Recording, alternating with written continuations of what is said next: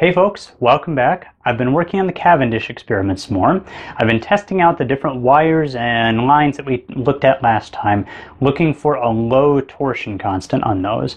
Now remember, torsion constant describes when we twist a wire, how much is it going to tend to want to twist back? How much torque will it use to twist back?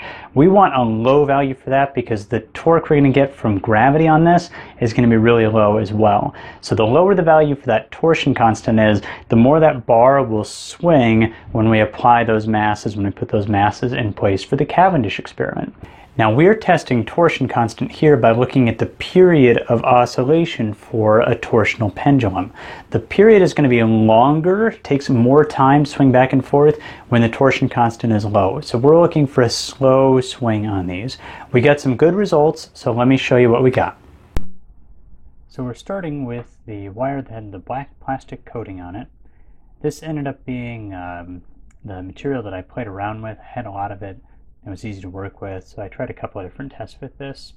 With each one of these tests, we're watching for that pendulum to get back to some common position multiple times in a row, and then using the period, the average period, to find the torsion constant for that wire. In this next test, I took that same wire and I just stripped the black plastic coating off of it, and now we can see that it does end up taking a little bit of extra time to swing back and forth. Not a huge amount, but a little bit. So if we had coatings on other ones, that would be a good thing for us to keep in mind, that we could potentially strip coatings off of those to slow them down a bit. Didn't end up being an issue, but useful to work with.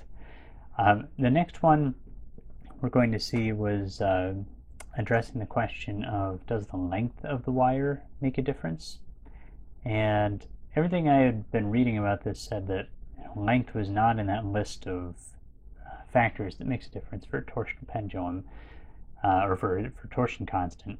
And here it definitely did. This was considerably faster when I cut the length of that in half.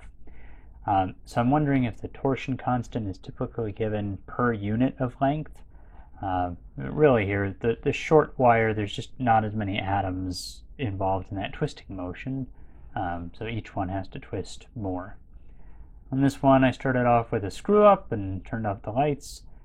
This is the bare steel wire. This is a little bit thicker, and we can see that this oscillates back and forth very rapidly as a result of that thickness. It's 2 minutes and 40 seconds. That's the most rapid one we've seen so far, which means the highest torsion constant we've seen so far. So that one is not going to be a good choice for our Cavendish experiment. We want low torsion constants. The green gardening wire I had a lot of hope for when I started it, because it's very thin. It feels very thin, and when we measured it, it was extremely thin. And it just didn't perform all that well. So I'm not sure if this is related to the enamel coating, or if it's actually a different material than the others, or what's going on there. But the green gardening wire, again, not really in the running for the Cavendish experiment. This next one, I switched from the wire to the plastic lines here, and I let this sit for quite a while because it was swinging around too much.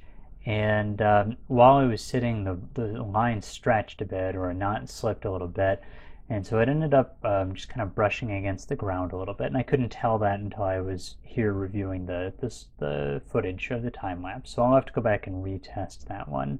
It looks pretty slow. The fishing line next, though, worked pretty well also, so maybe the fishing line is going to be our best. I ended up scrapping the 4-pound because it was snapping. I had 6 pounds of weight there, so I guess I'm not too shocked. And I tried 10-pound as well, but I couldn't get consistent movement from the 10-pound. I'm wondering if that one is just so sensitive that even the little air currents in my garage were throwing it off.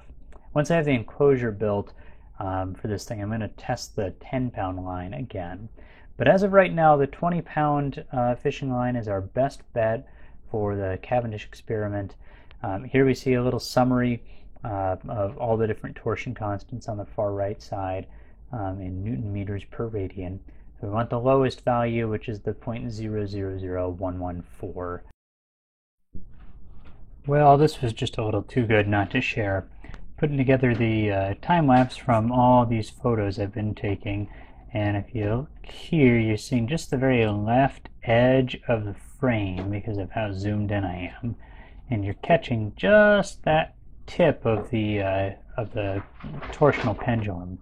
So as we go back and forth, or as it swings back and forth in time, we go forward in time, I get this just perfect sine wave shape from that movement.